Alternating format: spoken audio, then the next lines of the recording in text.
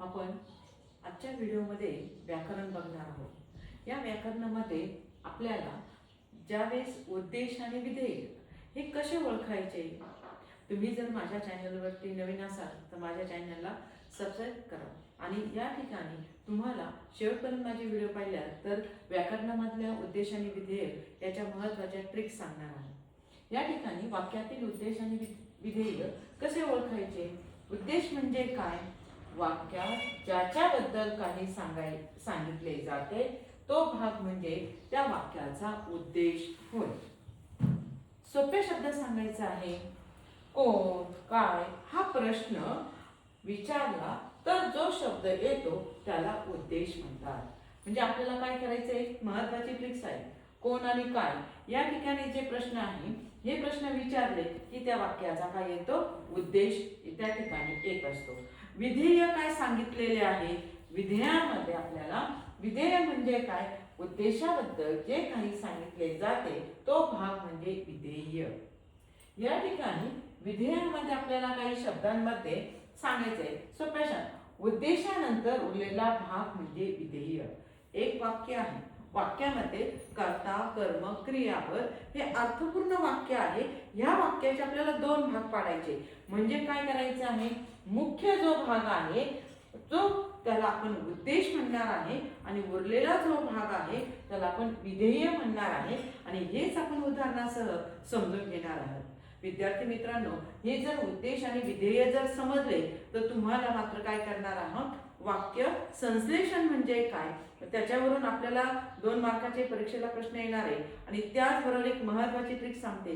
हे जर आपल्याला समजलं तर पुढच्या वर्षी 12वीला आपल्याला 2 मार्कांसाठी या ठिकाणी वाक्य रूपांतर, हे वाक्य रूपांतर याच्याच आधारावरती आहे आणि हे सुद्धा परीक्षेसाठी बोर्डाच्या 2 मार्कांसाठी आपण बघणार आहोत।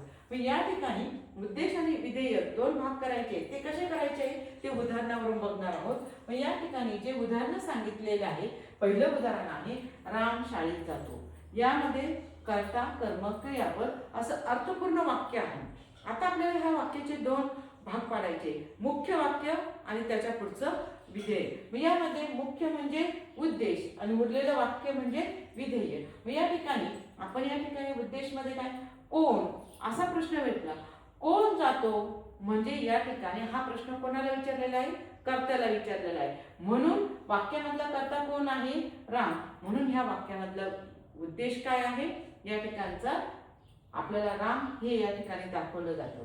पुढचं या ठिकाणी राम काय करतो, राम कोणती क्रिया करतोय, शाळेत जाण्याची। मग शाळेत जाण्याची ही क्रिया करतो म्हणजे हे वाक्यातलं काय सांगितलेलं आहे, विधेय।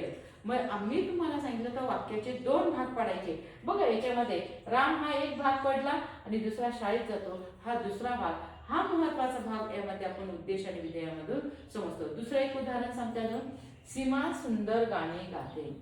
या ठिकाणी कर्ता कर्म क्रियापद हे पूर्ण आहे, काळानुसार हे वाक्य पूर्ण आहे। गाण्याची क्रिया या ठिकाणी पूर्ण झालेली। कोण गातं, ज्यावेळेस या ठिकाणी कोण हे प्रश्न विचारला जातो तो प्रश्न कर्त्याविषयी विचारला जातो। म्हणजे गाणारा कोण आहे, कर्ता। कर्ता कोण आहे, सीमा।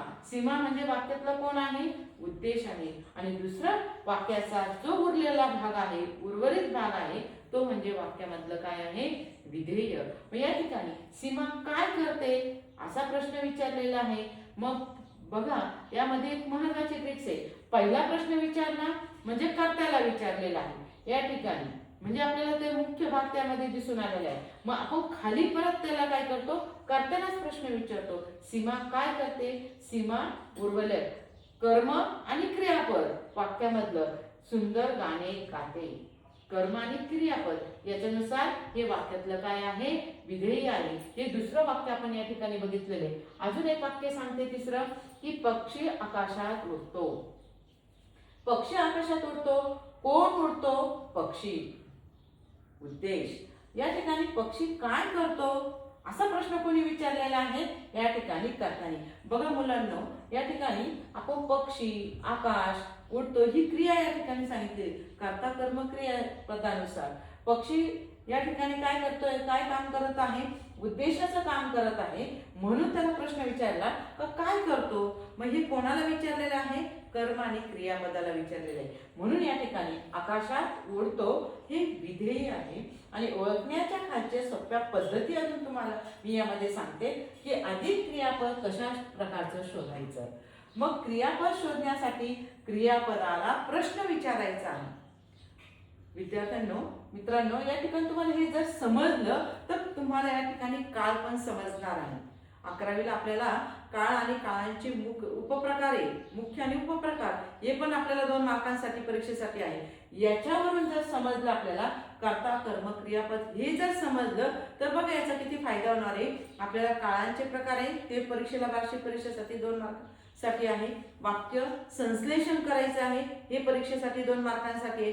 म्हणजे तुम्हाला वाक्यांमध्ये उद्देश आणि विधेय हे जर समजलं तर तुम्हाला वार्षिक परीक्षेसाठी 4 मार्कांचं या ठिकाणी वाक्य काय करता येतील, अचूक उत्तरे लिहिता येतील. म्हणून क्रियापदाला कोण हा प्रश्न विचारला किंवा काय प्रश्न विचारला की आपल्याला त्याच्यातून उत्तर मिळतं. म्हणजे वाक्यामधला काय निघतो, उद्देश.